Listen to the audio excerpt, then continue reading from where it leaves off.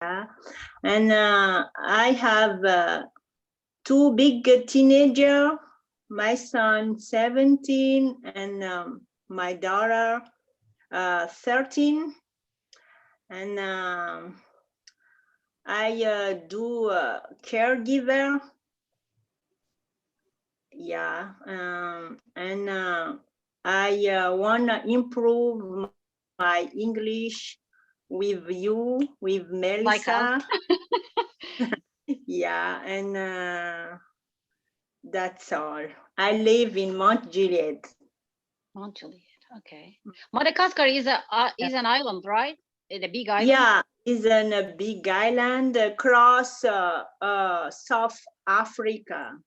Yeah, I saw a lot of documentary about it, and there are a lot of different kinds of animals there, right? Yeah, the monkeys are yeah.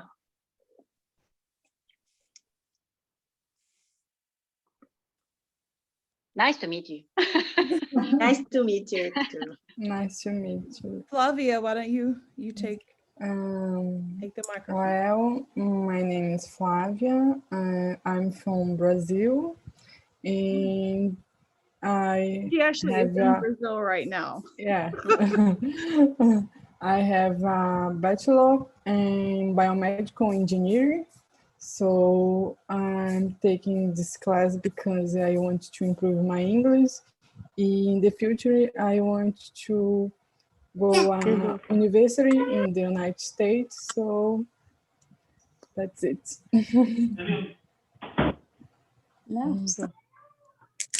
All right, Joyce. Okay. Hello, I'm Joyce. I come from Taiwan, and I've been here 3 months. So because my husband got job here, so we live here. Yeah. So in the future, maybe 6 months after we'll have babies because I'm pregnant right now.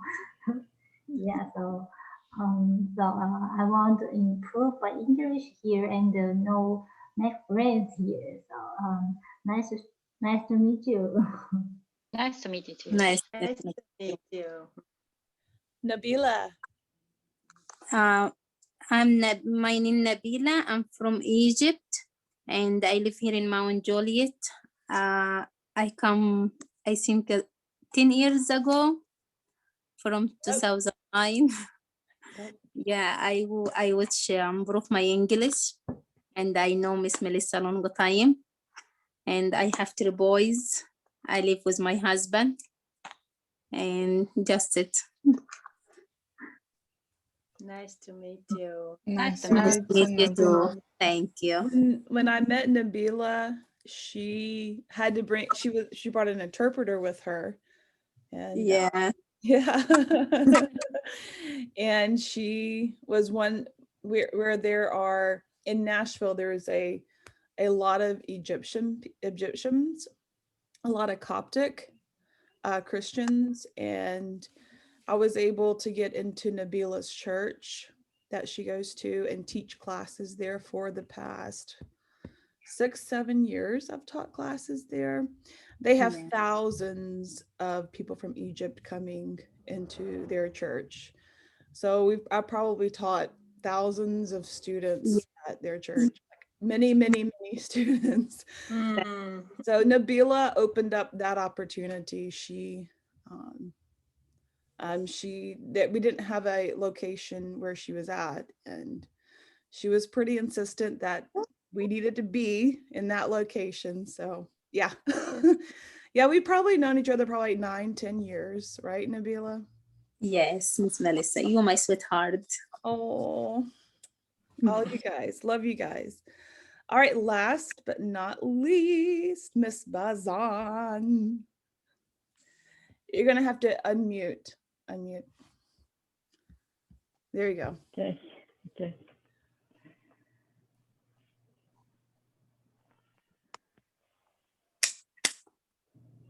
Okay, introduce yourself, even though I know you know Sim here.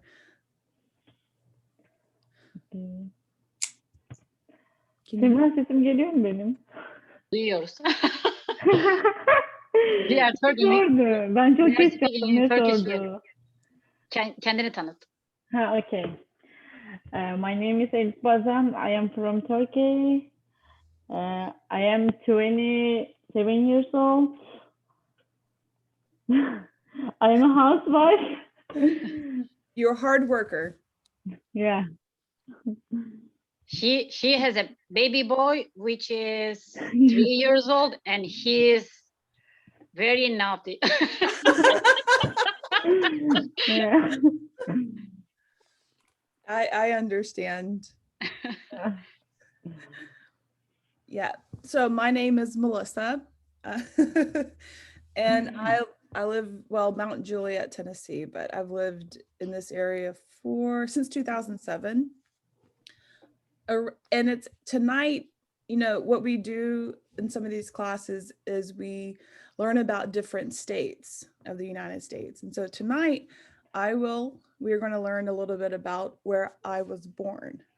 I'm like, well, why not? Why not cover that state? But yeah, so my name is Melissa. I have 2 children.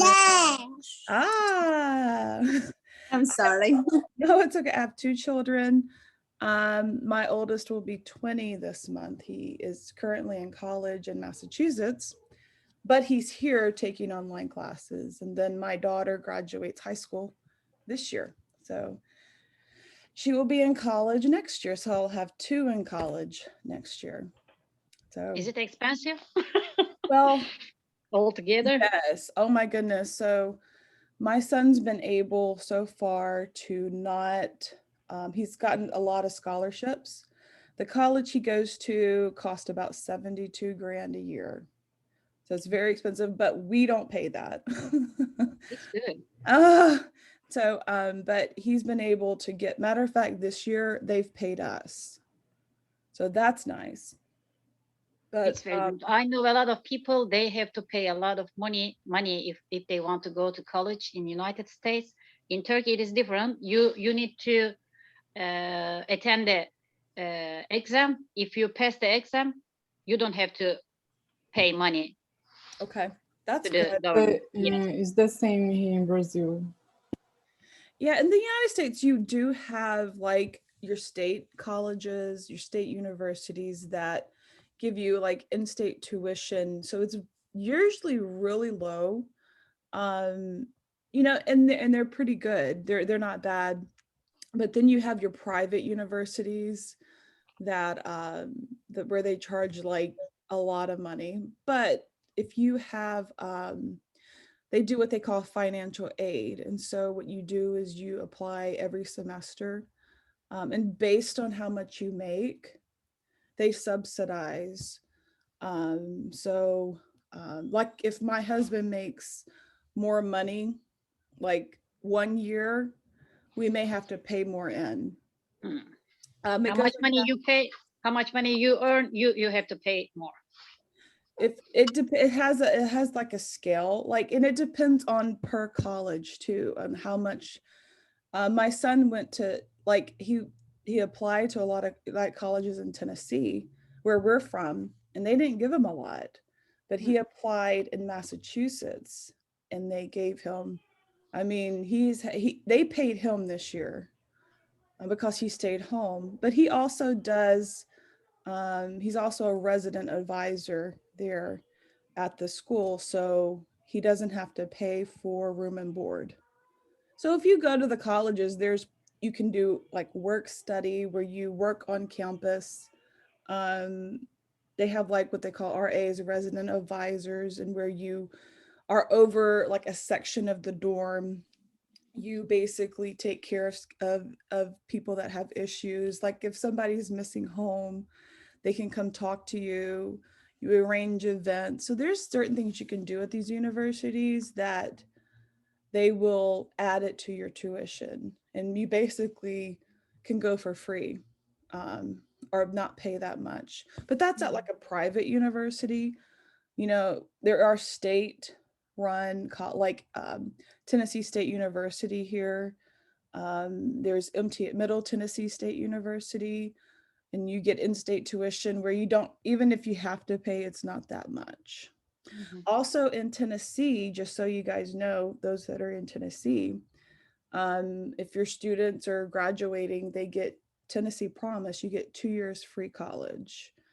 Austin P, I think in Clarksville applies also. You can go 2 years free to the community college because they have your state colleges and then they have what they call community colleges and where you get an associate's degree.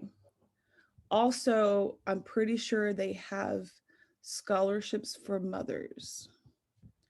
So especially if you're a woman, you are considered a minority. So you're more likely to get scholarship and aid.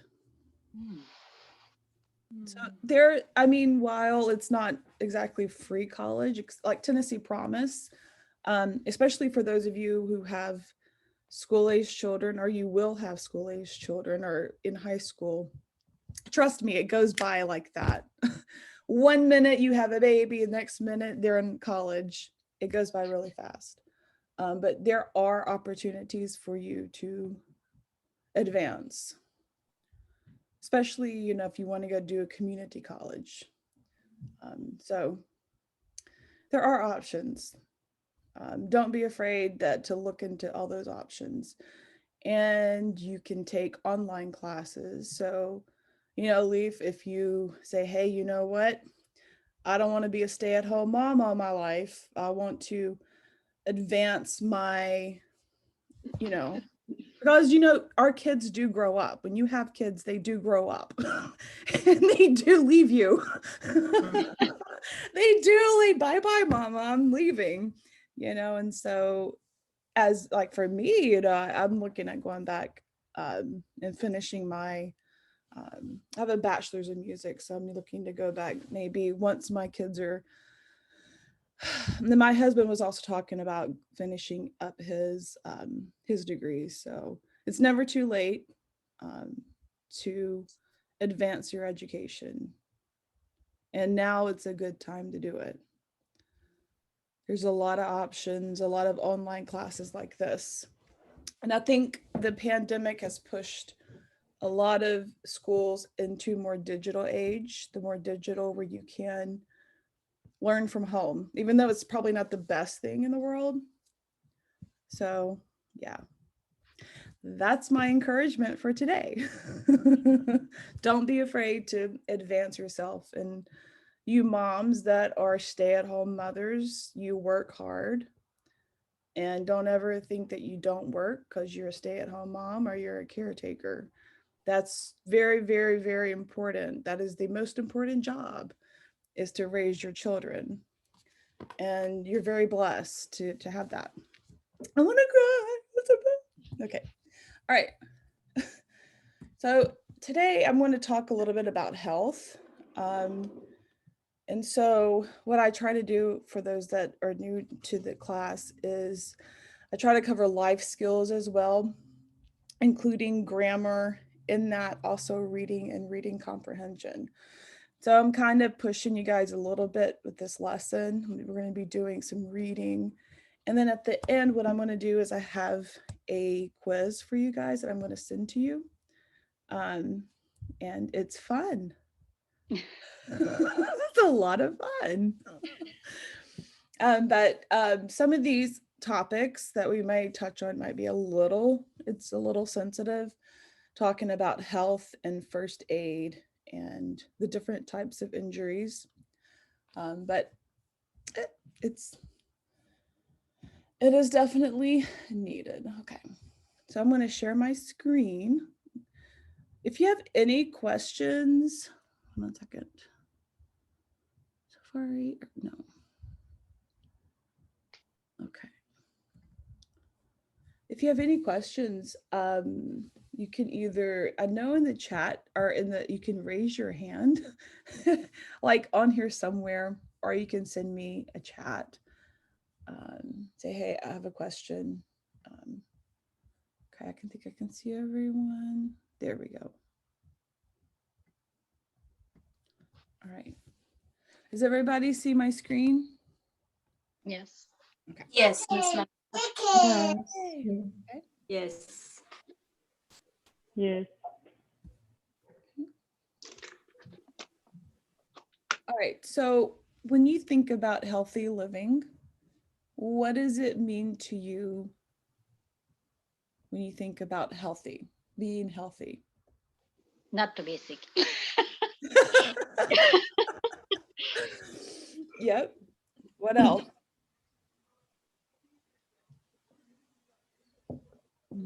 Eating healthy things.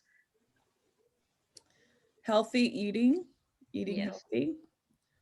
To do exercise. Exercise. Oh, sweet. Hold on. Exercise. Ooh. Yes. Drinking water. This is my gallon of water I'm trying to drink today. You notice how far I've gotten. You drink once during the whole day, or you have to? Trying. Okay. But it's a gallon and I only got this far today. Oh. Lot of water. I'm trying to be healthier. So water, food, exercise. You know, put the lemon on side or just water? What I had been doing was boiling lemons, because supposedly you're supposed to get a little more nutrients out of the lemon rind when you boil it. But I just put straight water in there. So okay, that's probably why I didn't have any lemon in it. Anything else?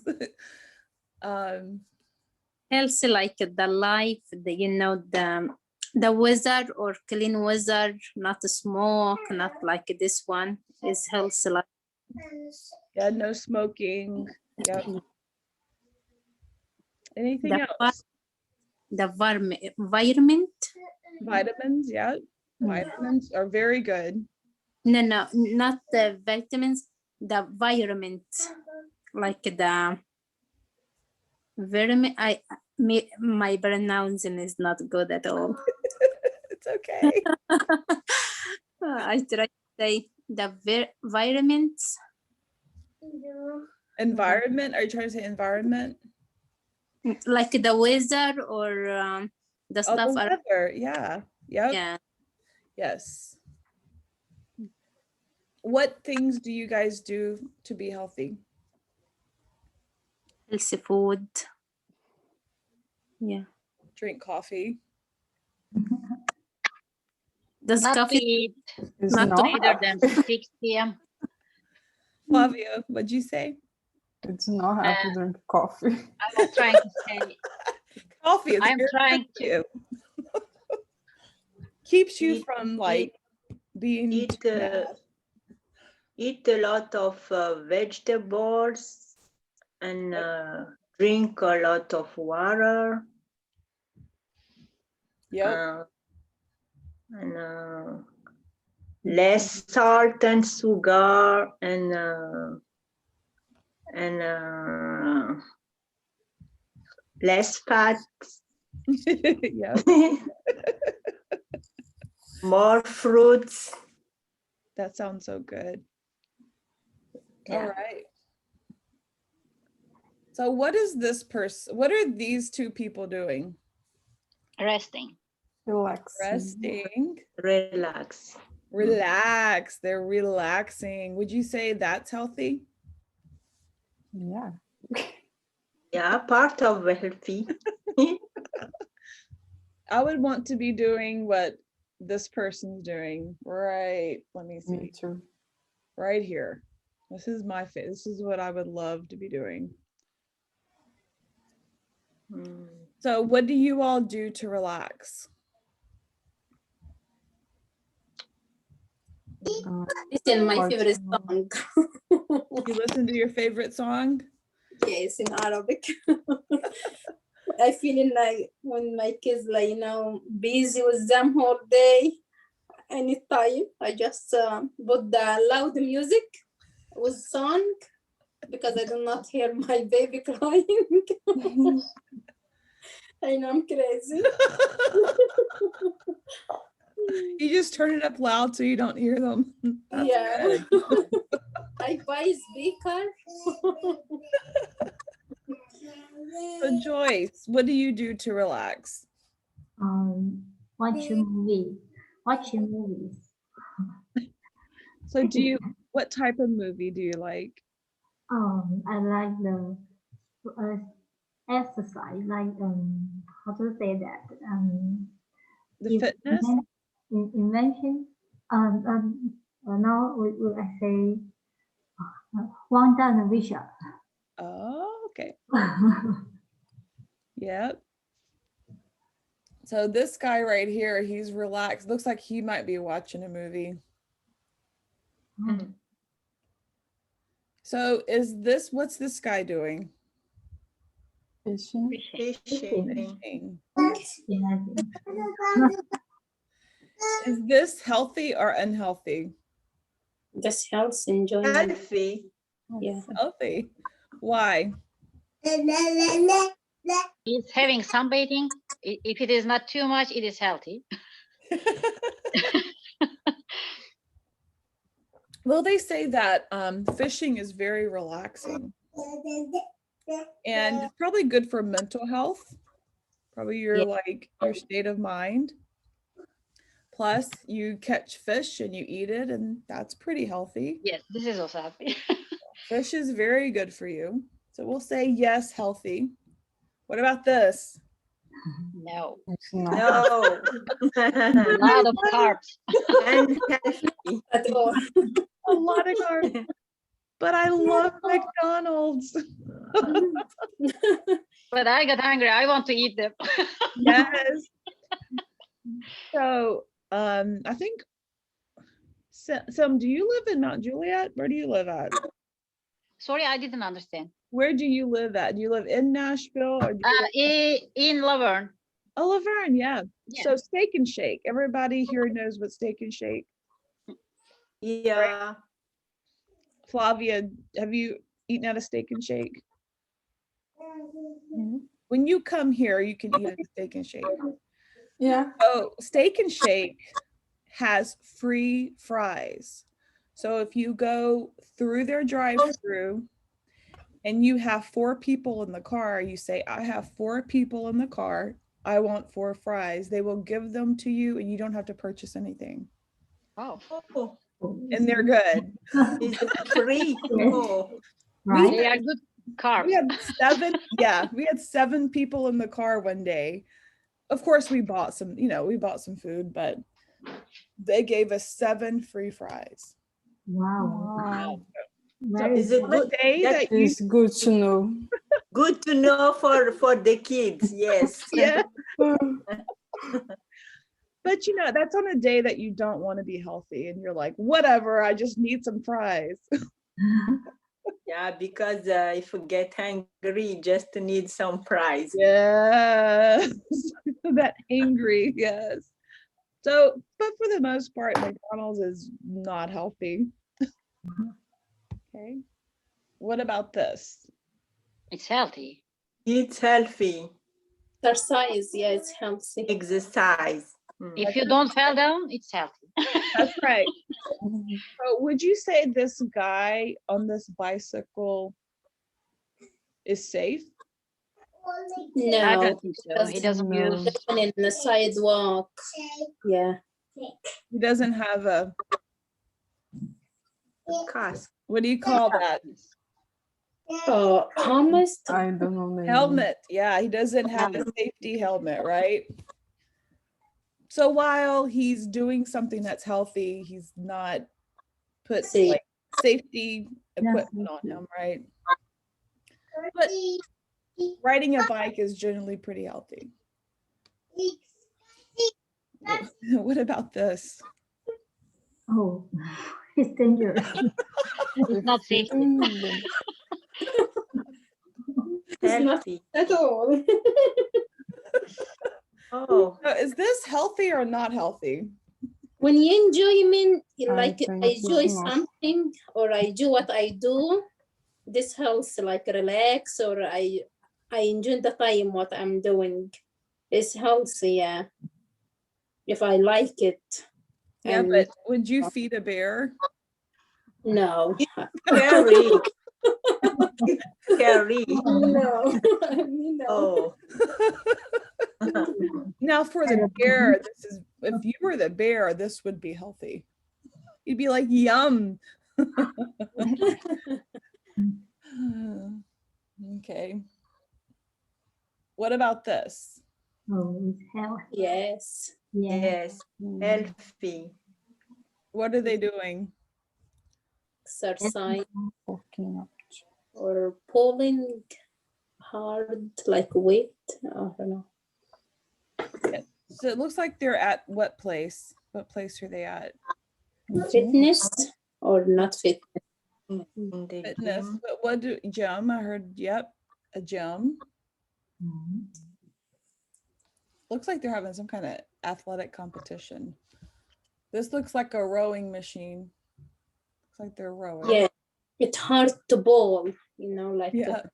Mhm. Okay. All right. So those are some healthy behaviors. Okay. So if you look at this, what do you do when you say that when you're sick, how do you decide where do you just go to the doctor or to the hospital? For you, Yanta, I'm just going to ask Yanta, and I'll go to each one. What do you do if you're sick? How do you decide whether or not to go to the hospital or just to the doctor's office?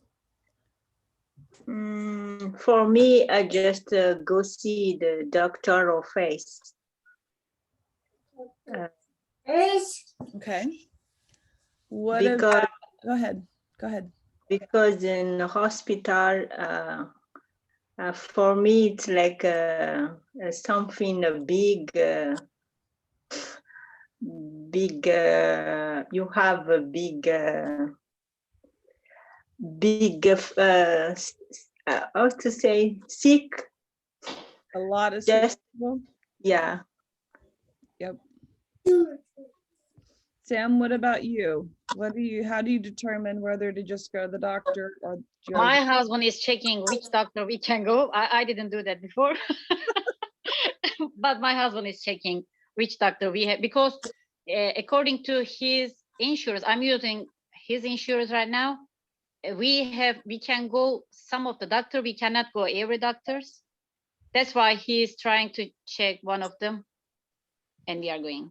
Okay, so you would choose your primary, it's called your primary care for the doctor's office. Mm-hmm. Yep. Actually, the next lesson I will be going over insurance, like your like the insurance term. So that'll be good. Yes, because I don't know anything about the insurance in United States. It is totally different based on the Turkey. It's, they changed it here several years ago, and it has gotten really confusing. Very, very, very confusing. So we will be going over some of that. It's very good. I know it's like, my husband is a contractor, but he just took a full-time position. So we're having to go through all the insurance stuff too. So it gets complicated. Okay, so we're going to talk about medical emergencies. And this is our ambulance. So what does an ambulance do? Take the people for hospital, like emergency, accident, and for something you can go by yourself and see the doctor. That is correct, Nabila. Has anybody had to take an ambulance to the hospital before? I didn't take, but for last month, I have the stomach ache suddenly at 7 p.m. and I start throw up 3 hours. I can hold my pain. My husband tried to call the ambulance. I tell him, no, I can go. Then I went, like I took surgery this time. Bendings. It's called bendings or a bending. Yeah, I did surgery in this time, like something emergency. I can. Oh my goodness. You Yeah. doing okay? Yeah. Is it your you said Oh, is it your was it your appendix? Is that what you yes, yes, that's right. Oh, your appendix Right. burst? Yeah, and they take it out in some time after a couple hours over there in emergency. Yeah. Did this happen a couple weeks ago, you said? In July, not Okay. July, last month. What is it? January. January? January 18, yeah. Oh man, I didn't It know. was Sunday, yeah. Because I didn't attend the class couple weeks after, yeah. Nabila, you can catch up. I'll share with you when we're off here. And Sam, you can catch up too. I'll share with you all the videos. And Yanta, you as well. I think I sent them to you, Yanta. I think I sent them to you. Okay. Yeah. Will you share via Facebook or email? It's on you. I'll do it. Is it easier for you on Facebook to just send a link? It doesn't matter. Both of Okay. them are okay All for right. me. Okay. So yeah, an ambulance, and I think they have ambulances in most countries. They show up and they transport you, and sometimes they'll give emergency care right there with someone called a paramedic. A paramedic provides emergency medical care to sick or injured people who are being taken to the hospital. I'm sure these people, they come right on the scene of an accident. They've probably seen a lot. So these are called paramedics. Those are the ones that work in the ambulance for the sick and injured. Does it cost expensive when you call the ambulance from home? Yes, it can be expensive. There's insurance. If you have good insurance, it usually covers it. But there's also, and I'll kind of touch on this next week, there's insurance you can get specifically for an ambulance ride that will Some pay. hospital does, if I don't have insurance and I have like emergency like this happened, and they take me, some hospital have office like a town, like Vanderbilt, they have office, I'm not sure on which floor, they can take all the bills, or general hospital. Yep. They have office in downstairs for any bills.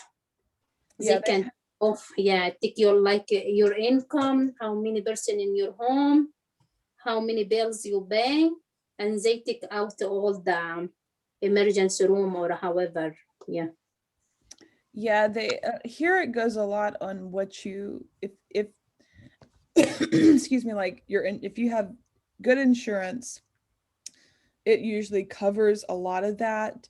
Mm-hmm. And what they'll usually do, and Nabila, you've been through this, I think, the past couple months, is it is based on your income at the hospital, on like your balance. So you, like the billing department, if you're not able to pay, there is stuff that you can fill out that you say how, like Nabila say, how much you make, how many bills you have, and they take that into consideration. But you can get insurance for like like it's called accident insurance, or there's like, have y'all seen the duck Aflac? Y'all seen that commercial, Aflac? Has anybody seen the Aflac commercial? Okay, so it is insurance coverage for when you're not covered. So and sometimes that covers, but it can get expensive for an ambulance ride if you don't have the insurance coverage, and if you make too much money, you may be stuck with a bill. But if you guys are like in need and you can't go to the hospital, you call an ambulance and then you worry about the payment. That's money, right? Yeah. So that, God will take care of that. You get to the hospital and don't worry about that. You do what you got to do. If you have to call 911, all three vehicle comes together ambulance and police car and the fire department cars, do you have to pay any money if you need to call, if you call 911? What was that question? Sorry, my screen went crazy. What was that question again? If you have to call 911, all three cars, police, ambulance, and the fire department cars coming together, Yep. do you have to pay anything if you need to call 911? I No. don't think so. No. Oh, I have some to share with you, Ms. Melissa, about this time. My husband was in work, and I was my kids here. My phone on the room upstairs. My baby was 1 year and like 6 months, and this time my kids play like a hide and seek, and they lock the door, the room inside, and my baby closed the door, and we all outside. Oh. He by himself. Oh. He cry. I tried to call my husband, but I don't have his number because I don't have any phone.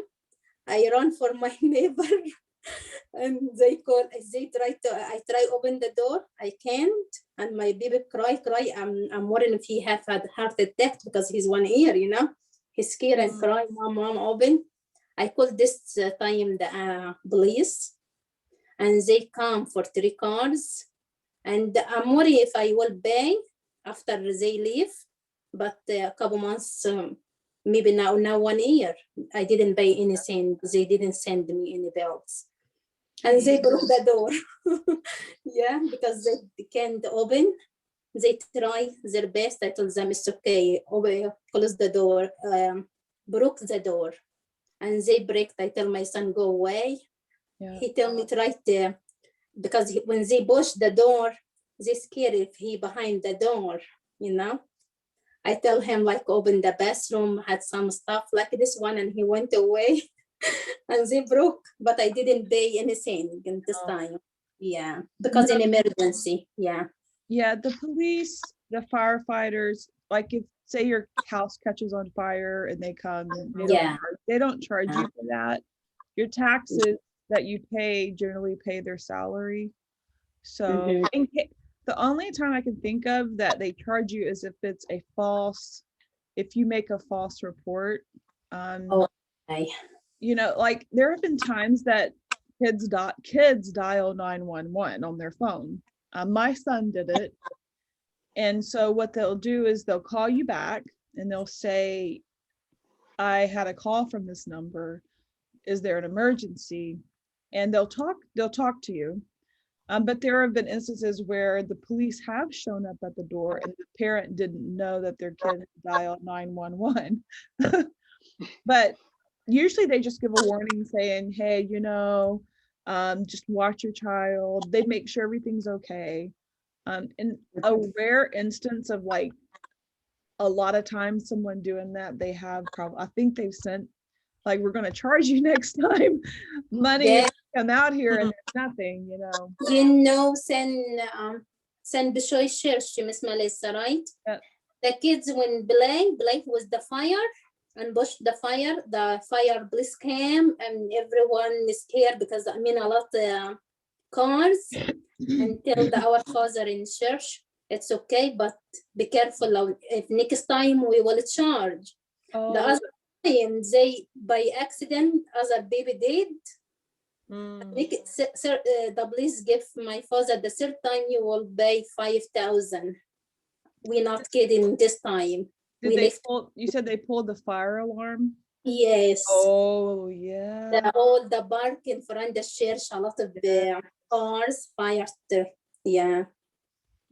Yeah, in those circumstances, they will charge if it's a repeat. Because if you think about it, you're pulling them away from an actual emergency.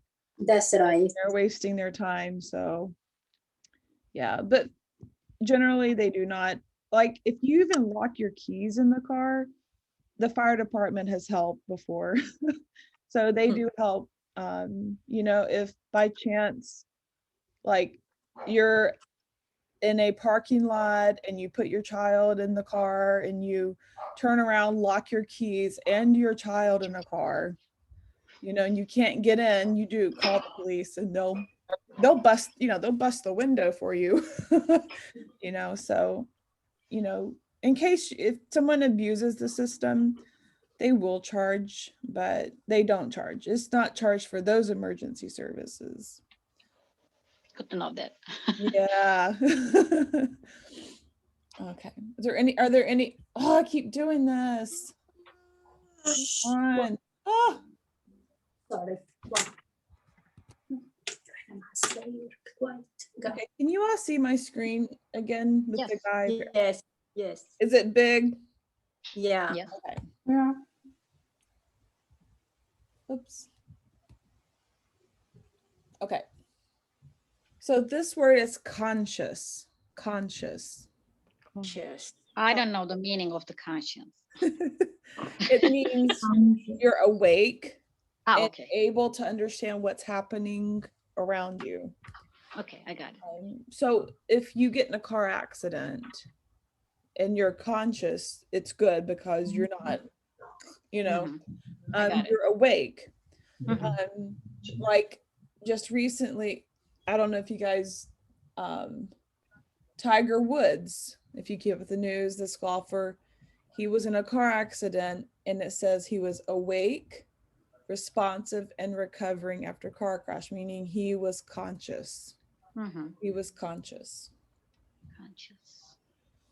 So unconscious, here, I don't know if people were writing that word down, sorry.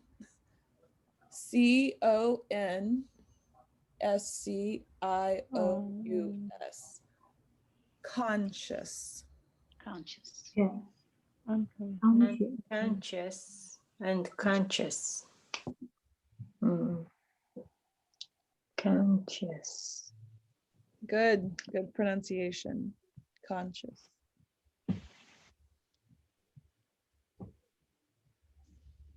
Okay. This is unconscious. Unconscious. The opposite means you are Unconscious. out. You're knocked out or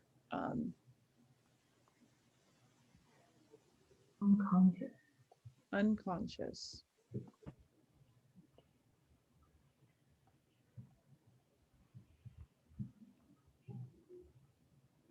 You're asleep, you're knocked out, you fainted, you are not awake.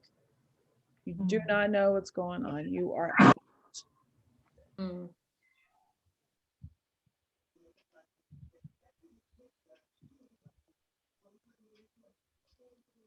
So this is how long can you be unconscious after a car accident?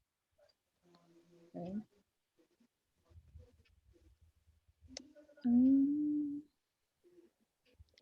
Elif, why don't you read this first paragraph? Okay. If you are knocked unconscious during a car crash, the length of time that you are unconscious can vary greatly. It could be just a few seconds, or it could even last weeks or months. If you are only briefly unconscious, you will most likely be fully recovered within a few months. A more serious below the head could require surgery to relieve pressure on your brain. So we say knocked unconscious. This knocked here, that means, right, you get a blow, you get knocked in the head. So that's what that means, knocked. Like you knock on a door. Yeah. Right. So it's like a blow to your head. It's got a blow, a knocked unconscious. And briefly, this briefly here means just a small amount of time. Brief. Small amount of time. And this other, it says a more serious blow. It's the same word, knock, blow to the head. Yeah. And sometimes they do surgery because your brain swells For sure. and they have to relieve the pressure. Okay. Okay. Let's see. Yanta, why don't you read this next paragraph? If you become unconscious after a car accident, then what that would generally mean is that you have sustained the concussion. Concussion. Concussion. Mm-hmm. If a prize fighter is knocked out, they generally are not cleared to fight again for a certain period of time. Thus, when you heard Howard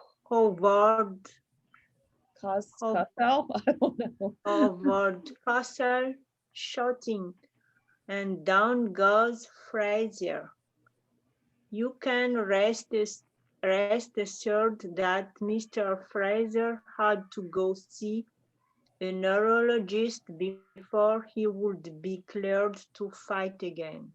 So they're comparing this to boxing, you know, or fighting, when people are fighting and they hit someone in their head and they knock them out, meaning they lose consciousness. So it's referring to a fighter. So if that happens, then they're not able to fight again for a long period of time. And does anybody know what a neurologist is? I know. They are dealing with the brain illness issues. They study, Yes. yes, the neurologist. So or related with everything with neuro on your body. With your nerves and stuff too. Nerves, yes. So basically, if you get knocked out, you need to see a neurologist. All right, Flavia, why don't this last paragraph? Just as box are, if you knocked unconscious, you should also be evaluated by medical professionals and cleared before you get behind the wheel again. Being knocked out for any length of time could have serious repercussions. So we have the concussion here, and then you have repercussions, meaning it continues, something could happen. Anything that deals with your brain or is an injury to your brain, you need to always have that checked. Okay, does anybody have any questions on this?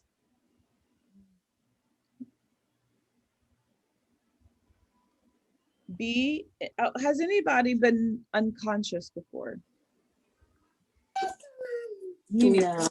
Only when I'm sleeping. Yes.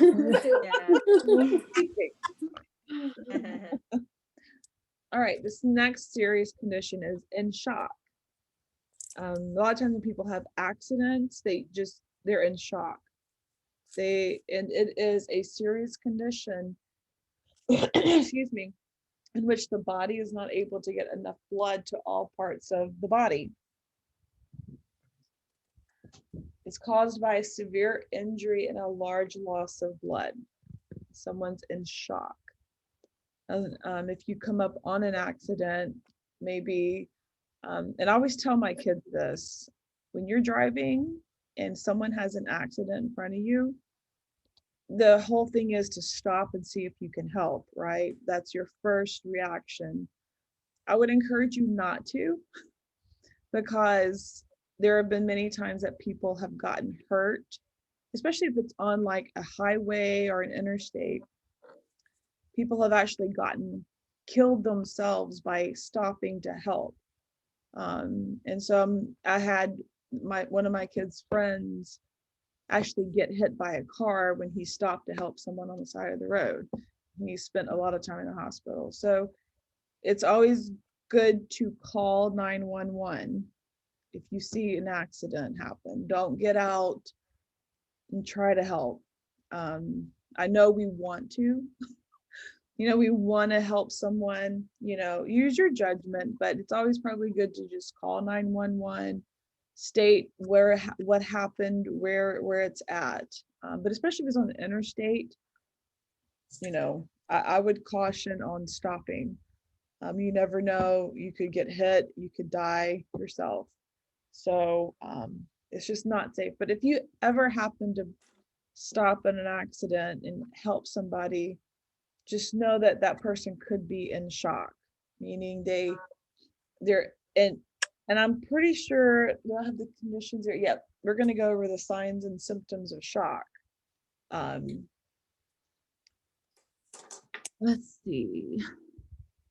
Sam. For you. Yes.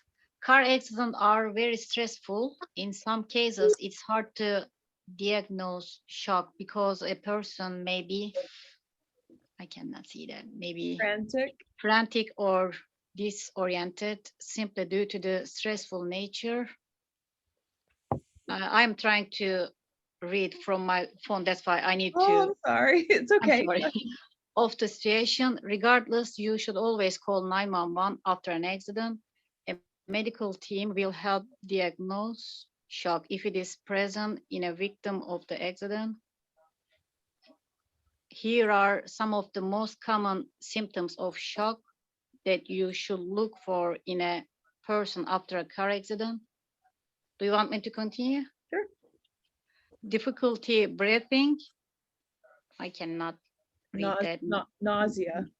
Nausea and vomiting, pale skin, fatigue and weakness, dilated pupils, increased agitation, I don't know. Agitation. So if you're having difficulty breathing, and a lot of times when people get anxiety, this happens to me. It's like if I start getting anxious about something, my throat starts closing up. And so I have an emergency inhaler that I use, and I don't suffer a lot with anxiety, but there are times that happens, you start getting stressed out in a situation. And so a lot of times those people are having difficulty breathing because they're anxious, they're a lot of anxiety, and they're in shock. And so that's the difficulty breathing, their throats closing up on them. They could be nauseous and vomiting. Their skin, because remember this said, the blood is not getting to all parts of the body, right? So they're probably really pale, like there's no blood in their face, like it's white, especially if you're as white as I am, you'll get very pale. That's what they call pale skin. Like a ghost. Yeah. A fatigue, they're probably just weak, can't stand probably all of this. The dilated pupils in the eye, the it gets big. That means they're huge. Like, that little black spot in your eye gets really big. That's dilated pupils. Increased they're just like in shock. So we come up on an accident or someone that has maybe in your house, say someone fell off a ladder and hurt themselves. They're in shock. Like my mom fell on my mom fell on the ice a couple weeks ago and she dislocated her shoulder, she fractured. She was in shock. So you may come upon someone that fell or did something and they're in shock. Okay. And sometimes people are just injured or hurt. Okay. Maybe you lifted some books and you hurt your back. Maybe you went to the gym and you're working out and you hurt your back and you can't stand up. Sometimes your back can get really seriously injured. And it's no fun. It's no fun. So if you're injured or hurt, but it's not life-threatening. Like generally you wouldn't call the ambulance if your back hurts, right? Now, if you will go to stand up and your back and you fall down and you hit your head or something, you would call the ambulance if nobody's around. But to be injured or hurt.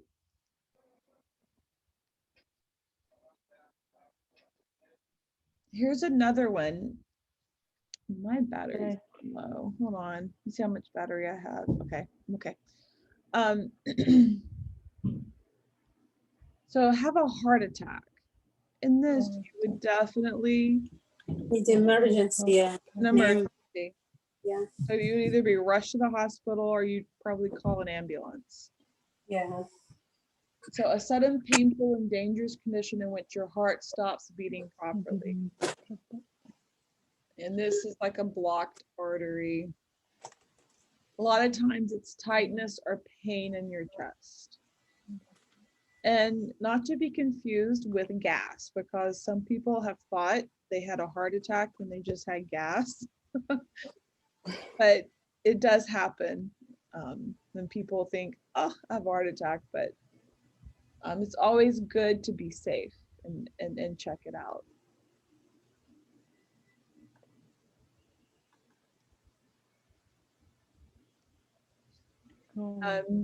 I need someone to read this. I'm going to go get my charger because my computer's about to die. Let's see, who has not read? Nabila, can you read? Yes.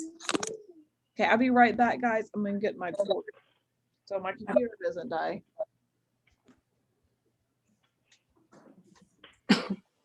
Call 911 if you notice some symptoms of a heart attack.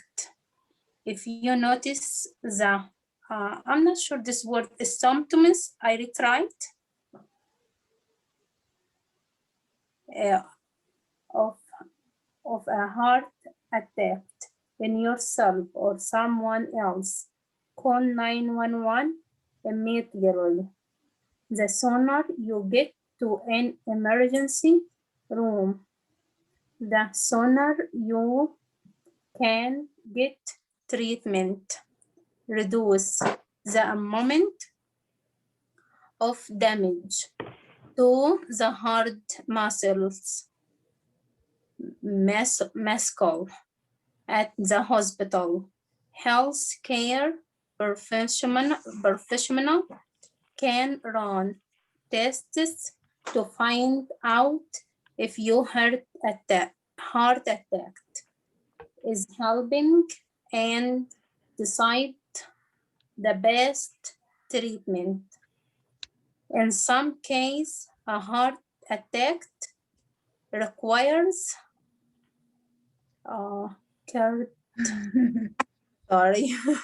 Cardiopulmonary. Sorry. Resuscitation. Resuscitation, CPR, or in electric shock, defibrillation to the heart to get the heart pumping again. Bystanders trained to use CPR or a defibrillator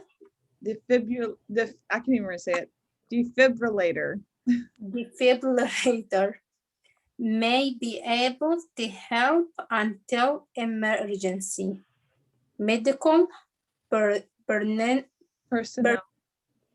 arrive.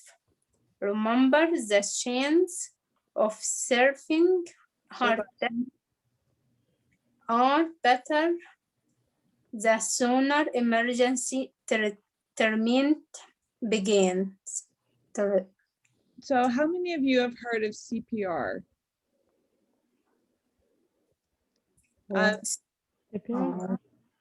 Yanta, have you heard of that before, CPR? So CPR is like a training you go to, and if you have babysitters come watch your kids, it's really good for them to have training in CPR. As mothers of little kids, it's good to have training for CPR. And so basically, it teaches you how to resuscitate someone. Like if someone is knocked unconscious and they're not breathing, right?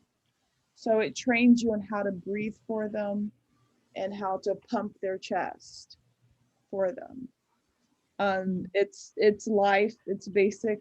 I can send you guys some videos too and show you what that is. CPR, it's good. I do think they may have free classes at some places. But it's basically you breathe in their mouth and then you get on them and you pump their chest. Or somebody's heart stops beating, or if someone, took in too much water, you get them out of the pool and then you give them CPR, which means they can cough that water up. So sometimes, like if somebody has a heart attack, their heart stops. So you want to immediately help get them their heart pumping again. So you would perform CPR on them.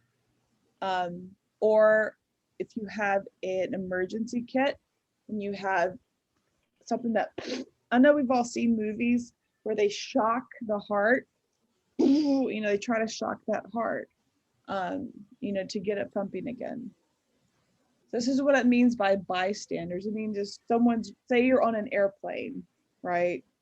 And the person next to you clutches their heart and they fall over, and you have CPR training and you've been to a class. So you may want to immediately start helping this person's heart start again by pumping their chest.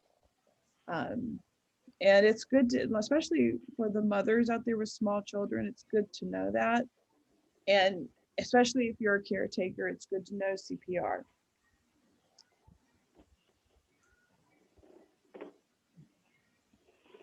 Okay. What about an allergic reaction? Is anybody allergic to anything? Yeah, me.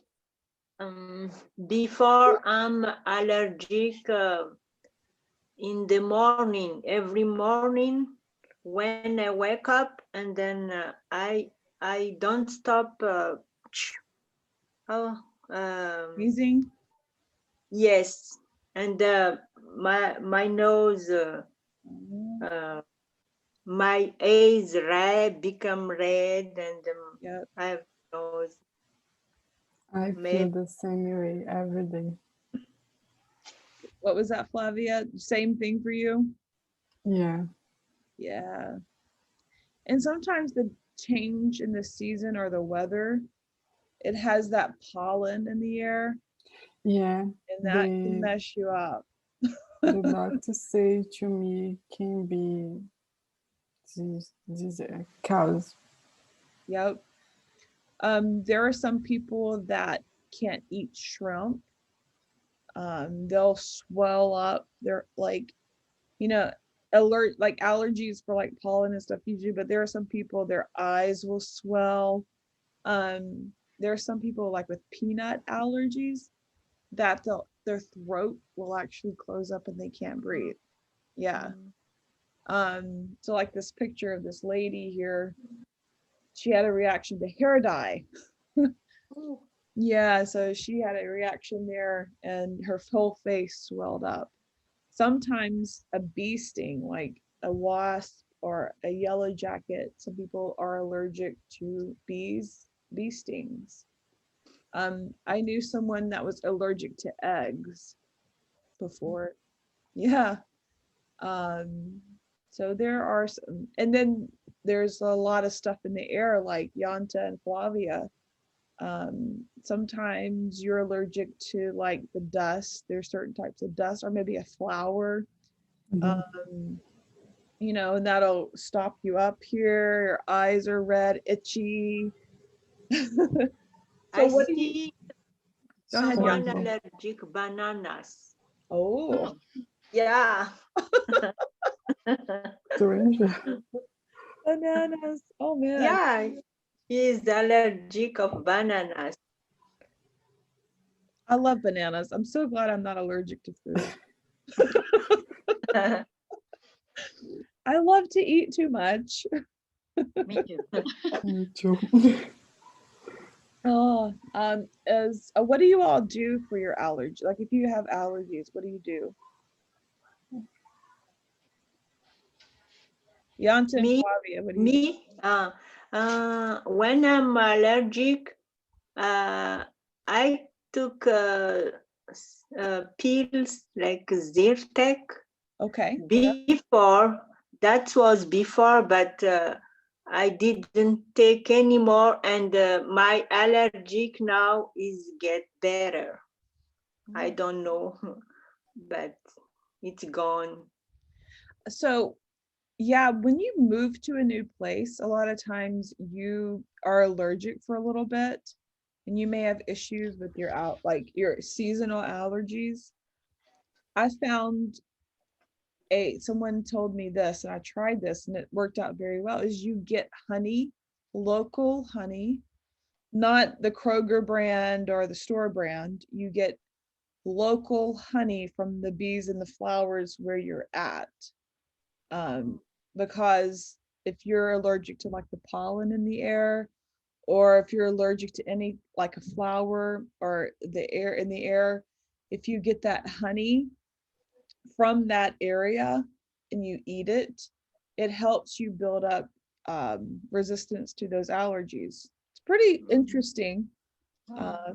And I tried it and I love honey, so it's a win-win.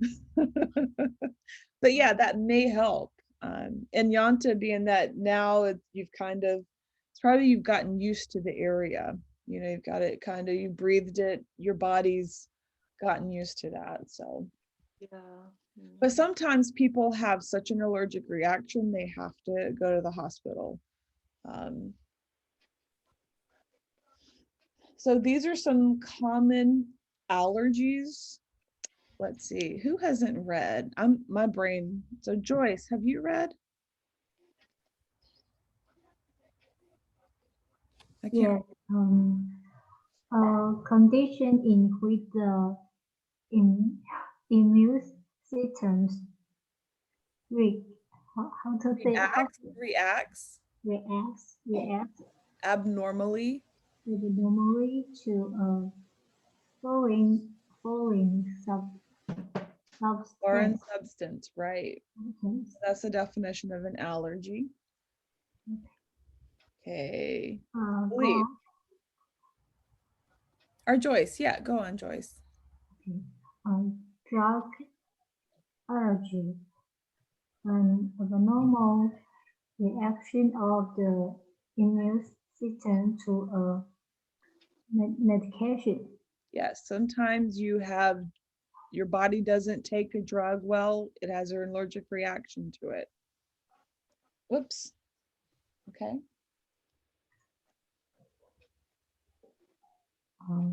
Food allergies, or dangerous immune system. Sorry, It's okay. These are big words. These are big words. It's okay. It's so.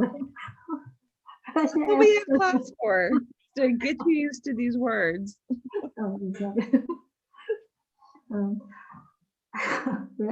Reaction after the certain food is eaten.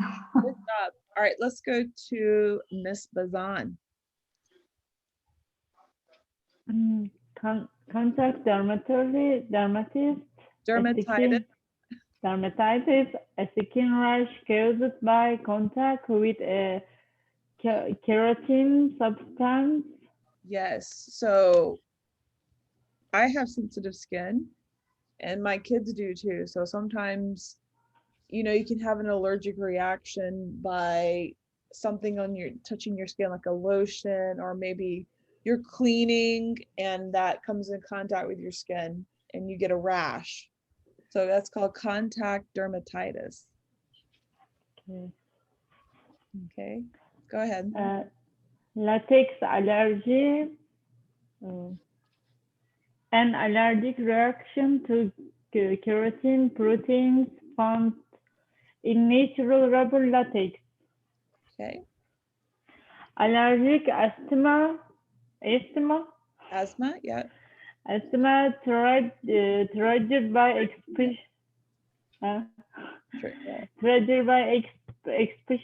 exposure to the same substances that trigger allergy symptoms. Okay. Seasonal allergy, an allergic response causing itchy, watery eyes, sneezing, and other similar symptoms. Okay, let's see. Yanta. Animal allergy, an abnormal immune reaction to proteins in an animal's skin cells, saliva, or urine. Anaphylaxis, a severe, potentially life-threatening allergic reaction. Allergy to mold, an abnormal allergic reaction to mold spores. So these are a lot of allergies that people struggle with. And anaphylaxis, I guess. I don't know.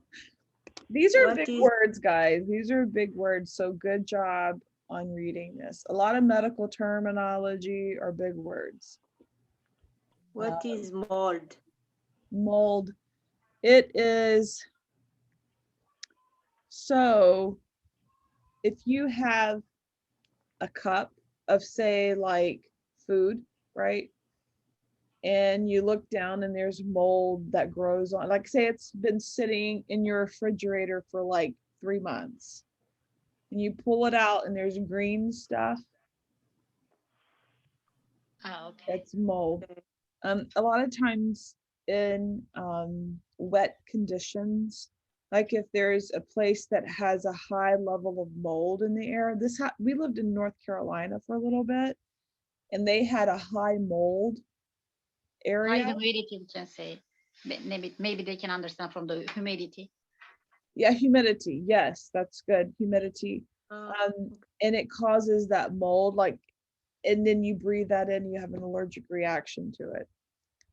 I have an allergy to mold, I found out.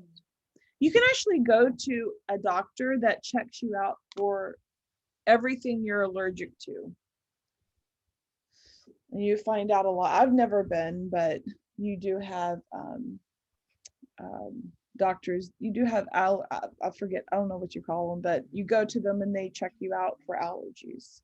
You find out everything that you're allergic to. Oh.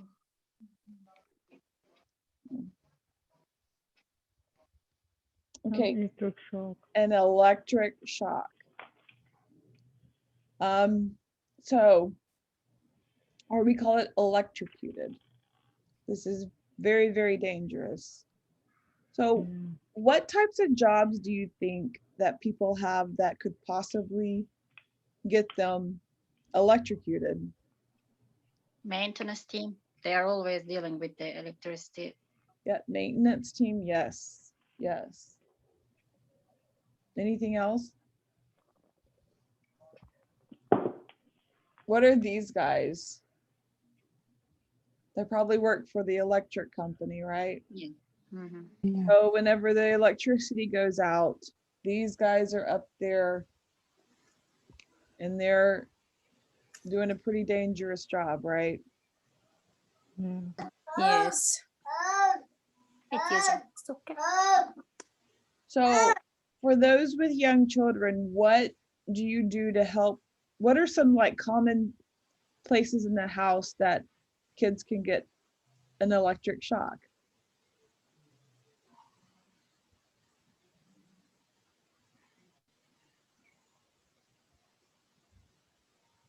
Like where you plug? Plug, yeah. Yeah, I can't. Like, well, this isn't but like this, right? One of these. So you put on these little covers, right? So the kids, they want to poke their fingers. You know, we don't want that. So an electric shock can be pretty bad. I've known of people that got struck by lightning from a storm and it killed them. So electricity can be very bad. You don't want to put a hair dryer by the bathtub that you're taking a bath in, because that anything electric falls in that water and you know it's you probably won't make it. So an electric shock is very serious. How about when we charge the telephone? Do we have to put it off, or If you like, you're talking about like if you're taking a shower and you're charging your phone next to it, it's probably not a good idea. no? I mean, when we charge the telephone, Okay. do we have to Electrical put shock. put it off? How to say that? I don't think so, because the voltage is very low on the charge stuff. It's not too high. Yeah, I don't think are you asking if you have to cut it off? Is it secure for the electrical? Yeah. I think so. Yeah, I do it all the time. I don't know. I've never gotten shocked, so I think so. Like Sam said, I think it's a very low voltage, and it's not enough to. If it was, trust me, they would fix it because they would be having a lot of lawsuits. I think there was one time, I think it was Samsung had a problem with their phones like exploding. Does anybody remember that? I remember, but the scientist says if the shark stuff is real, original, there shouldn't be any dangerous. Okay. They say. Okay. So there you have it. All right. What time is it? Okay, 7:25. Okay. Okay, Flavia. Why don't you read the paragraph? Okay. An electrical shock may cause burns, or it may leave no visible mark on the skin. In either case, an electrical current passing through the body can cause internal damage, cardiac arrest, or other injury. Under certain circumstances, even a small amount of electricity can be fatal. Okay. Sam, why don't you finish reading this? Okay. When to contact your doctor, a person who has been injured by contact with electricity should be seen by a doctor. Caution, don't touch the injured person if he or she is still in contact with the electrical current. Call 911 or your local emergency number if the source of the burn is a high voltage wire or lightning. Don't get near high voltage wires until the power is turned off. Overhead power lines usually aren't insulated. Stay at least 20 feet, about 6 meters away. Further, if wires are jumping and sparking, don't move a person with an electricity injury unless he or she is an immediate danger. So basically, like you want to help this person, but it's best not to touch them because they're still, you could endanger yourself as well. Okay. Okay, I'm gonna go through this because I want to hit there's some more reading. I'm gonna send you guys these slides and I need you to read through them, okay? Okay. All right, what about frostbite? Has anybody had frostbite? I got one time, but it wasn't too bad.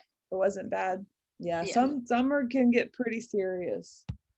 So basically, frostbite is an injury caused by freezing of the skin and underlying tissues. Your skin becomes very cold and red, then numb, hard, and pale. It's most common on the fingers, toes, Yes. nose, ears. My when he young, I remember this time he do like when he cut his nail in his hand, Oh, he's cut more in his nail and doing like this that his nail take out after a few days. oh. Yeah, Mm. the biggest one. You can get, like Sam said, you can get a mild, it's not too bad. But if you're like out in below zero temperatures and you're lost in the woods, it's very, and say you're stuck somewhere, you don't know how, you're cold, it could be, you could get frostbite. Yeah. And it can get bad. Okay. Burning yourself. I'm just going to kind of go through some of these really quickly. You have your 1st degree burn, which isn't too bad. You have your 2nd degree, which is getting more serious, and then you have your 3rd degree burns. I also did that one. I burned myself while Yes. while cooking. The And grease. it was too bad in the summertime on all my leg. It was terrible. I couldn't sleep all the night. It was terrible. There's And nothing. I was on my, what was the name? I don't remember. On my foot, there is some clothes and I couldn't take it off. That's why it was too bad. Oh. Yeah, burn, there's nothing like a burn. Yeah. Go ahead, Yanta, is that you? I'm sorry. Did you want I to say? just for us, we cut the potatoes and put up like that when we burn. The cloth, yeah. Also, I mean, I had, there have, like when we go outside and grill in the summer, you have your grill in the summer and you have your gas. That has been known to blow up into people's faces too. So you gotta be very, very careful of that. That happened to a member of my family.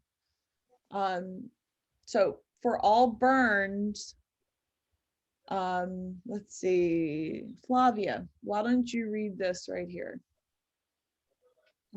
Stop burning immediately. Put out fire or stop the person's contact with hot liquid, steam, or other material. Help the person stop, drop, and roll to smother flames. Remove smothering material from the person. Remove hot or burn clothes. If clothes stick to skin, cut or tear around. Remove constructive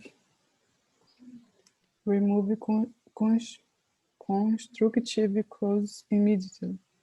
Take off jewelry, belts, and tying clothes. Burn can well quickly. So how many of you have heard stop, drop, and roll? How many of you heard that? I heard that. I have heard that. So basically, say you're cooking in the kitchen and there's grease and it starts a fire, or maybe your hair gets caught in it, or a piece of your clothing. So I mean, we do that, but if you like really catch on fire, you drop and you roll, because fire has oxygen. It breathes in oxygen. So when you stop, drop, and roll, you're smothering those flames. So, or if you're in a car and you get in an accident and the car catches on fire and you get out, just drop and roll. And that will help put out those flames. And that's good to teach your kids as well. Stop, drop, and roll. If you're in the kitchen and something, say there's a grease fire, take a blanket or something, cover it. Any fire you want to cover, you don't want to like throw water on it. That's what we want to do, throw water on it, because you just want to smother it, meaning you don't want to give it any oxygen. All right. Okay. Drowning. I mean, this is, yeah. And as I was reading into this, I found out some information that I didn't know. When you think someone drowned, they died, but not really. People can drown, but you can revive them. So I'm going to read through this because I'm going to try to move it along a little bit. Drowning tends to be a quiet, silent act. Victims do not thrash, meaning they don't make a lot, oh, they usually don't do that like you see in movies, right? Instead, they expend significant energy trying to keep their head above water. How many of you swim in here? You swim, right? And so you ever go into the deep end and you're trying to stay above water, right? You're like, your feet are going, right? So that's called treading water. So a lot of people, they try to keep their head above water and it wears you out. So they say the best exercise is swimming because you are fighting that water. All of your body's fighting that water. So if you're in the ocean or in like a big pool and you're in the deep end and you don't have a life jacket and you're hurt and you're trying to keep, you're not thrashing around, oh, help me, right? You're trying to stay above water and you're fighting the water, so your body gets very tired fast. So if water comes into contact with the vocal cords, they can go into spasm and prevent the victim from shouting for help. This is interesting because I didn't know this until I read this. And it's good for those of you with small children. Often the victim is found floating or at the bottom of the body of water or the tub. And so this is why it's important, like when you have kids and they're in the tub or you're bathing them, or say you take them to the pool, you've got to watch them at all times because they're not going to, Mama, I'm drowning, Daddy, I'm drowning. You know, a lot of times it's going to be, they're trying and they can't speak, you know, or they can't say anything because they're probably breathing in a lot of water. So I didn't know, like that makes a lot of sense. So a lot of times it's quiet. Nobody, they're like, oh my goodness, you know, this person is on the bottom of the pool, or so just watch, you know, for those of us with children, just make sure we watch them. Drowning is described as a panicked experience. While victims may appear to be bobbing in the water with their head back, an expression of panic could be, like we talked about, shock, maybe in their eyes. So even though they're panicked, they may be in shock, they may not be able to speak, and they may not be making all this movement. So these are tips to recognize a person that may be in danger of drowning. Begin with a reminder that while water is to be enjoyed, it's a potentially dangerous environment and needs to be treated with respect. Nabila, are you still there? Yes, ma'am. I'm sorry, my baby, you know, I'm just on because his sound. Okay, do you want to read these tips here? Yes. Try to be within our reach of small children and do not be distracted by other activities. Watch for anyone who seems to be swimming ineffectively or are bobbing, bobbing, bobbing in water in an uncoordinated, uncoordinated way, and whose head drops underwater. Victims may try to row into their back, but they may not always be successful. Victims really slash. crash, Instead, they may make feeble attempts at swimming and often repeat attempts to roll over into their back, keeping their head above water too often. So, the first sign that the victim are in trouble is when their body is found floating and lifeless. So basically, if you got kids out, just make sure you watch them at all times. Even if somebody takes in a lot of water and they're lifeless, if you know CPR, you can help revive them. There's poison, there's poisoning. I'm gonna just rush through this real quick. There's poisoning. There are a number of substances that are harmful, can cause poisoning. Household products, paint thinner, bug spray, lawn chemicals, metals, mercury, prescription over-counter medicine can poison you. Carbon monoxide gas. Carbon monoxide gas is dangerous because you don't smell it. You don't smell it at all. Also, just so everybody knows, you don't start a car in a closed garage. Some people don't know that, but don't ever do that, because that exhaust will come out and it will kill you. It will kill you and anybody else in the garage in a closed space. You can't smell it, but you go to sleep and you never wake up. So don't do that. Spoiled food, plants, and venom from snakes and insects. Okay, I want you guys to read through that.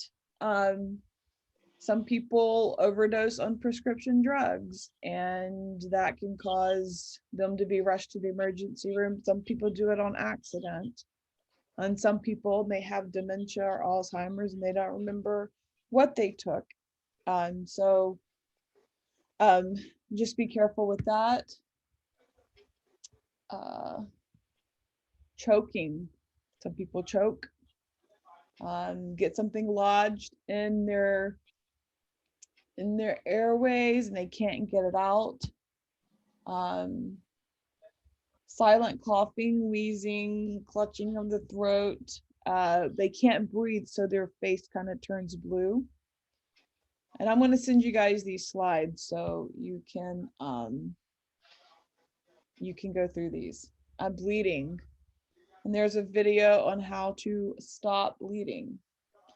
Not being able to breathe will probably send you to the emergency room. If you can't breathe or if your oxygen level, especially if you get COVID. I had COVID, and this is a real thing with COVID. You can't breathe. So it's good to get one of those pulse oximeter that they put on your finger in the doctor's office and they check your oxygen. It's good. If you haven't had COVID before, it's good to go ahead and get one of those just so you can monitor your oxygen. Okay. If your oxygen falls and you can't get it back up, call 911 or have your spouse take you to the emergency room. Falls can be pretty bad. can really hurt you. Breaking a bone, that hurts. I realized that I had most of them. Have you? Yeah. Okay, so breaking a bone. My mom broke some of in her shoulder when she fell. So a fall can really break your bones. So be careful. How many of you have seen a first aid kit? Yeah. Do you have a first aid kit in your home? Yes.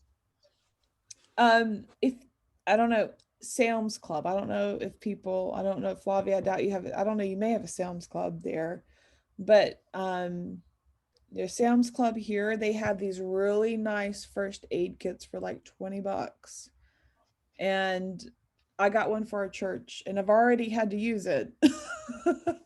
So a first aid kit is very good to have, especially if you have small children. It's good to have a first aid kit. And these are some like tweezers that are in there, adhesive bandage. And you have the sterile pad where you clean the wound. You have tape, you can tape it. Gauze, if you have a bleed. It also, if you have a cut or a bleed that won't stop, you can pack that wound with gauze and then tape it up. So gauze is very, very important. Hydrogen peroxide cleans the wound. Antibacterial ointment like Neosporin or whatever they have at the store, it helps. You put that on there, put a Band-Aid over it, it helps heal that. And then you have your Band-Aid or elastic bandages. Also you have ice packs to help any wounds that are swollen, maybe a burn. And these are just some first aid procedures. Stitches, like if you go to the hospital, they may have to stitch you up. And this is kind of what I was talking about. You have CPR, you have breathing. Yep. Which really CPR and rescue breathing go together. You know, if someone's not breathing, you breathe for them. And I forget how many breaths per, but a CPR right here where the guy's pumping this guy's heart. So he had a heart attack and maybe he needs to get his heart pumping again. Okay, this right here is for use when someone's choking. It's called the Heimlich maneuver. So you basically get under their diaphragm here, back, and you jerk and it helps throw that out, whatever they're choking with. Okay. Okay. Called the Heimlich. Huh. Heimlich. Okay. We have 7. Okay, I think we have enough time to do this. Anybody have any questions about what we went over? I'm going to send you guys this slide deck and you can review that. Okay. Okay, we are going to watch a little. We have about 14 more minutes left. I'm going to put this on. Okay.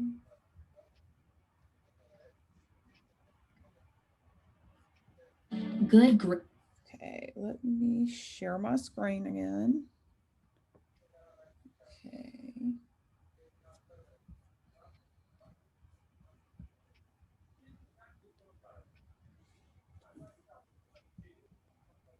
Grammar and spelling are important, but if you want to write essays that inspire. Oh. Okay, it is up.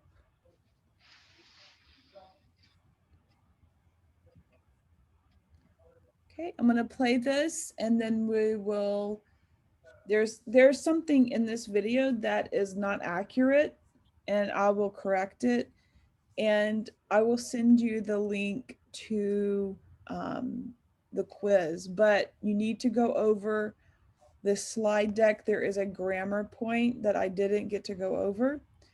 And so review that, and then I'm going to send you the link to, and then take the quiz, okay? You will send an email, Miss Melissa, or? Yes, I can send it in an email.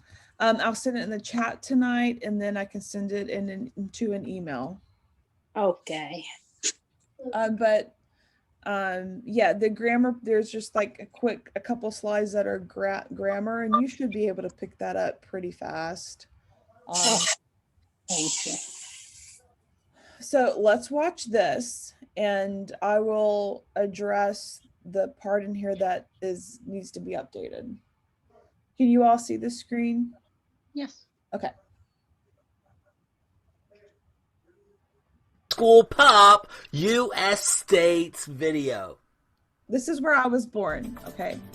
In this video, we are learning about the state of Mississippi. That sounds like so much fun. The state of Mississippi.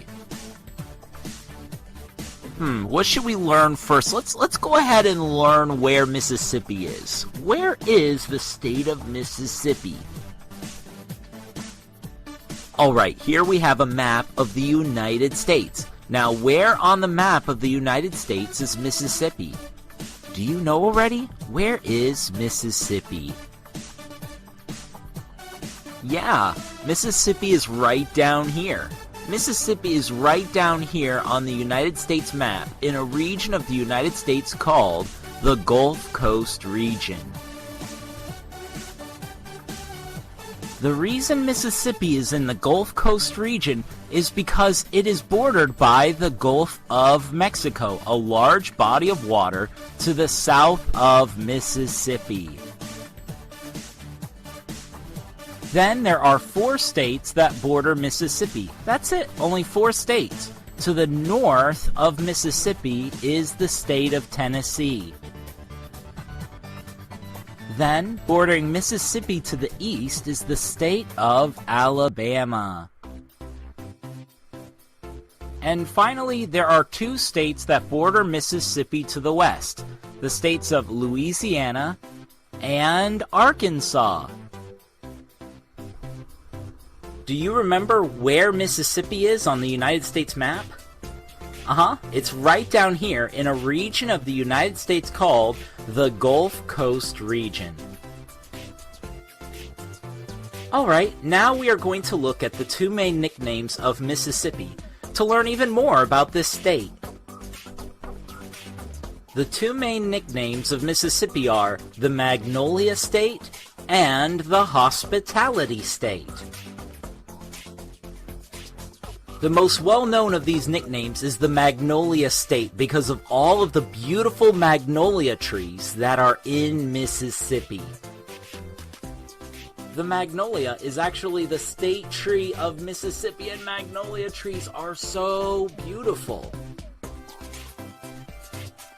Not only that, the state flower of Mississippi is the blossom of the magnolia tree. Yeah, so the blossoms of the magnolia trees, those are actually the state flowers. So the state tree is the magnolia tree, and the state flower are these blossoms. I mean, it's great. Magnolias are all over Mississippi. Now, you might remember the other nickname of the state of Mississippi is the Hospitality State. The Hospitality State. The word hospitality means being friendly and kind to people who are visiting. Mississippi is called the Hospitality State because they are so warm to people who visit. They are so friendly and nice. You know, kind of like this bird. This is a hospitable bird. If I went to some place and I saw this bird and the bird was like, "Hey, welcome, glad you're here," I'd be like, wow, hospitality is very important to this bird. You know, hospitality is important to the people of Mississippi and people of other states too.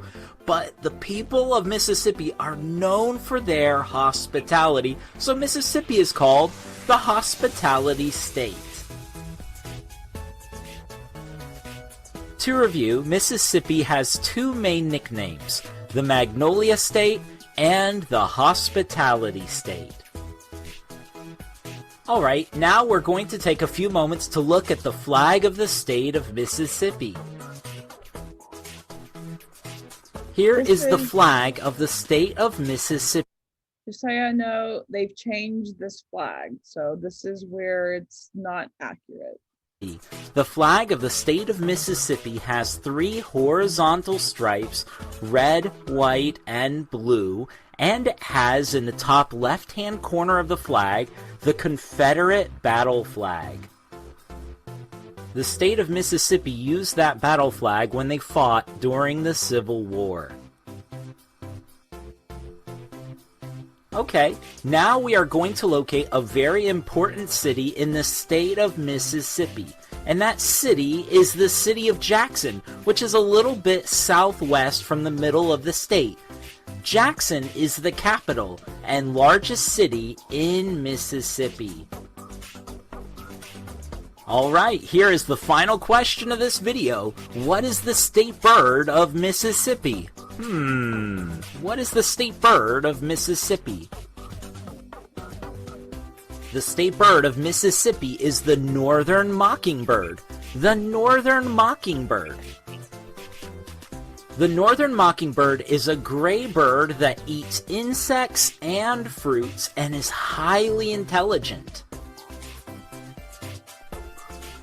As the name suggests, the northern mockingbird likes to mock or mimic the sounds of other birds or other creatures. Thanks for watching this homeschool pop video on the state of Mississippi, the Magnolia State, the Hospitality State.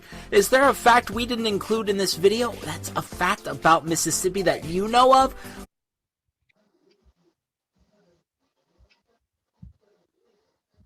You born in beautiful country, Miss Melissa. Thank you. It is Beautiful city. Yeah. Yeah, my parents actually still live in Jackson. They still live there. Do you like to go back, or you still like here too? What's your favorite more? Oh, I like here. You like to hear more? Yes. Yes. Right. Yes. You don't miss Mississippi? No. I go back. I mean, I miss my family, but I have, you know, I grew up between Mississippi and Louisiana. I've got family there, but Tennessee is a better state. It's a better state. So yeah, but I visit a lot, so it's very beautiful. Mississippi is a very beautiful state, and they have a lot of the people there are really good people. You like to hear more because the weather or the life, or where your kids grow here, your job, like? I think this Mississippi is one of the states that doesn't have a good economy. Mm-hmm. It's not got a lot of new growth in it. And I like Tennessee because I like the Nashville area because there's a lot of people moving here. You know, you've got a lot of good infrastructure, good economy. I like it. It's more north, so it's kind of in the middle of the United States. And it's really, I think it's prettier than Mississippi. Okay. Yeah. So the people like more confident like here or over there, like when you go place, you feeling even the people you don't know, but they more confident or more nice, or I think people are definitely nicer in Mississippi. Okay. Here you've got a mixture of a lot of people from the north. You know, north of Tennessee, the northeast. You've got a lot from California. In this area, you have a lot of people. You have people from, you know, so you have a lot of mixture of different cultures within the United States. So you're not really getting an authentic Tennessee experience. Mississippi has more homegrown people, and so you don't have a lot of you have people that have grown up there, and so yeah, I think they're nicer. I do. So when you go visit over there, your kids like it? They like seeing their grandparents, but there's not a lot to do. Just the family, yeah. Yeah. So, but if you go to, as you saw, Mississippi, it's by the Gulf of Mexico. So if you go to the Gulf, you have a lot of stuff to do. You have the beaches, you have,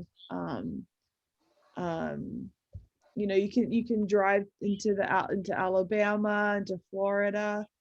So the Gulf Coast is really nice. Do they have a lot of storm or hurricanes because of the Gulf Coast side? Yes, they have a lot of hurricanes. Matter of fact, my family live in Louisiana, which you saw was right by Mississippi, and they live in Lake Charles, Louisiana, which was devastated by the last hurricane that went through there. A lot of flooding, and it was pretty bad. It was pretty bad. Matter of fact, I had family come up here and stay with me because it got so bad for them. Yeah, I remember this. Yeah. And some of my family haven't even gone back. They haven't even gone back to their home. Still. So yeah, they get hit with hurricanes really bad. Really bad. So sometimes we feel the effects of that hurricane because we get a lot of that rain that comes up, you know. Yeah. So but yeah, Mississippi is it's the 20th state of the union. So, but it did change its flag here last year. It changed its flag because back in the 1800s, the United States had a civil war between the North and the South. And there was a lot of, because the United States didn't always do everything right, and they had slaves here. And so a lot of the southern, like the South, Mississippi, Louisiana, Tennessee, Virginia, Kentucky, Georgia, Alabama, they had a lot of what they call plantations. So they had a lot of, they did cotton or whatever, and they would buy slaves that were brought over here from Africa. And there's a lot of information, but basically there was a civil war between the North and the South. And the South had a flag that that they used as a battle flag. And Mississippi had that flag, still used that flag. The South lost. So the South lost the Civil War. And so they freed the slaves back in 1864, something like that. And so I'll show you just real quickly.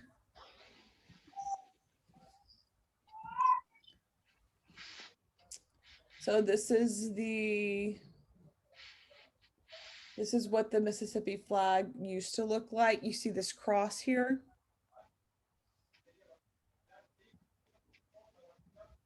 You see this cross here on the flag?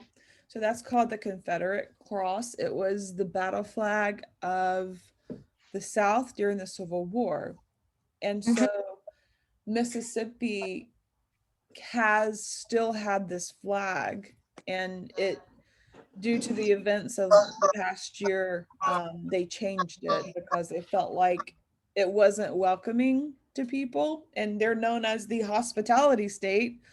So it just wasn't good to still have a flag from the Civil War, which meant they still wanted to keep slavery, right? So they said, no, we're going to change this. And they did, and they changed it to this flag, which is really pretty. And as you notice here, they have the magnolia, right? They put "In God We Trust," which is nice. They have red and gold and blue, red and gold stripes. So this is surrounded by 20 stars, which, as you know, I don't know how many know much about United States history, but they had originally 13 colonies, and then Mississippi was the 20th state to join the Union. And so that's what the 20 stars stand for. Aye. And so Mississippi has a huge indigenous population, which is the Native American tribes. And so you have this star here to represent the Native American tribes in the state of Mississippi, which I thought was really, really, I mean, this flag is beautiful, I think. So it was the last state in the country whose flag which was still in 1894, included the Confederate emblem, which was that cross. So they finally changed it. Good for them. They finally changed it. So It's hard when they change their flag. It's hard, right? Not like one person we will change. Like it take few when they decide it, right? Yeah, it has to go through, like with anything, it has to go through their legislative. Okay. Every state in the United States has its own governments. It's state laws. They have their own Supreme Court. They have their own state legislator, their lawmakers. So it has to go through all of that. It has to go. The governor has to approve it. So the government improvement. Yes, the government has to approve it. Said no, or after the government improvement, it goes for the president or no? The president. I'm sorry, what were you asking? Like the government is approved for the change the flag. They have to return again for the president or no? Yeah, the government has to approve it. Like you'll have state lawmakers present, like, hey, I think we need to change this. And then a majority has to be in agreement. Okay. The governor has to approve it. And they did. It was approved, I think, in January. But my question here, the president can say yes or no in this situation, or no, it doesn't have the business, like it does not. You mean the governor, if the governor says yes or no? No, the government said yes or no. They decided it changed. Yes, they decide. Yeah. Return for the president or no? The president is not his business in this time. Oh, the president? No. Yeah. No. No, okay. Our president is federal, so that would not be any of his business. Okay. Yeah, the president can't change. There's only so much a president can do because states govern themselves. Because I see the big deal when they change the flag is big reason, something big is not easy. Yeah. Yeah, every state has its own government. You have state laws, and then you have state mandates. Like the president couldn't come down and tell us, I'm just going to say mask, right? The president can't mandate that because we're under state law. Okay. Yeah. So, and then like the state flag is state legislation. So yeah, he doesn't. And that's nice because you can live in a state and not have to worry really about who's president. Because you're pretty protected by your state. Okay. Yeah. So, and the president is usually there for federal. He does a lot of foreign policy. His whole job is to protect the United States from foreign so.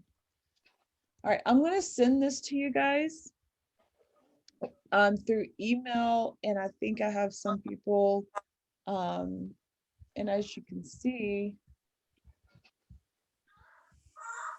there's a grammar point on there. I'm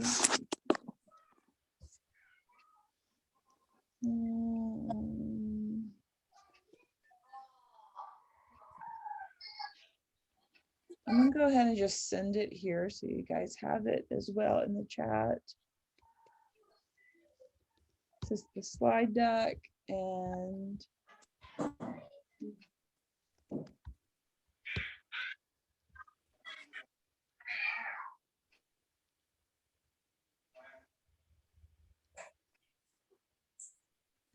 because I know Flavia is probably about ready to be unconscious.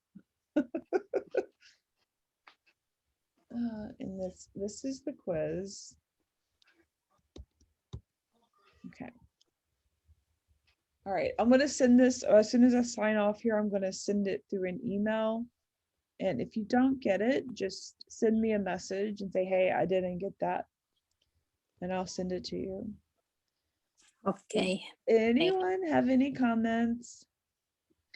Melissa, thank you for letting me join your class It was a and pleasure.